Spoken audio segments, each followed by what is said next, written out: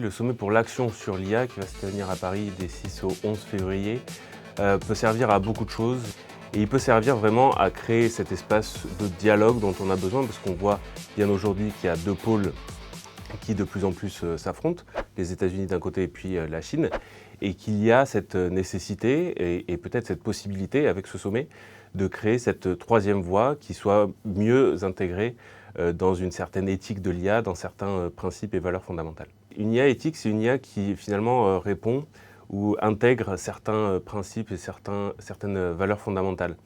Elle ne le fait pas naturellement. Il faut savoir qu'une IA, ce n'est pas non plus quelque chose qui est créé ex nihilo. Elle est entraînée avec énormément de données. Il y a des ingénieurs, des développeurs qui travaillent dessus, qui la développent et puis la déploient. Ces principes-là, nous, au Forum sur l'information et la démocratie, on en porte certains, par exemple, celui de la neutralité idéologique, politique et religieuse. Et on peut légitimement se poser la question de certains systèmes d'intelligence artificielle qui, on le voit, ne répondent pas à certaines questions, qui sont trop politiques ou vont plutôt diriger les réponses vers un certain type d'idéologie ou d'orientation politique. L'IA qui a été développée en Chine, qui s'appelle DeepSeek, c'est par exemple quand on pose des questions sur certains événements qui sont arrivés en Chine, que ce soit ce qui s'est passé à Tiananmen ou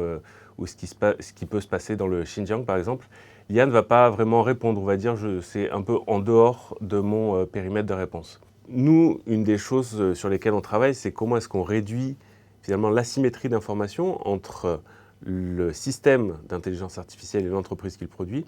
et l'utilisateur,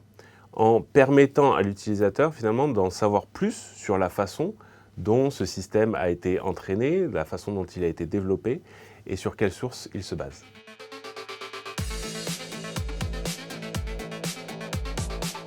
Aujourd'hui, c'est vrai qu'il y a un gros débat entre l'open source et les systèmes propriétaires.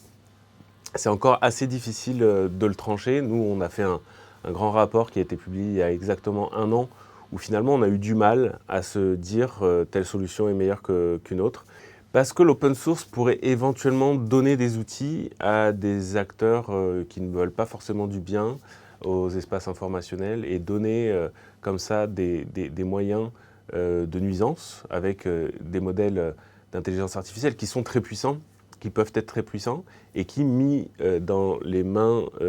qui ne seraient pas les bonnes, pourraient avoir vraiment des impacts assez néfastes.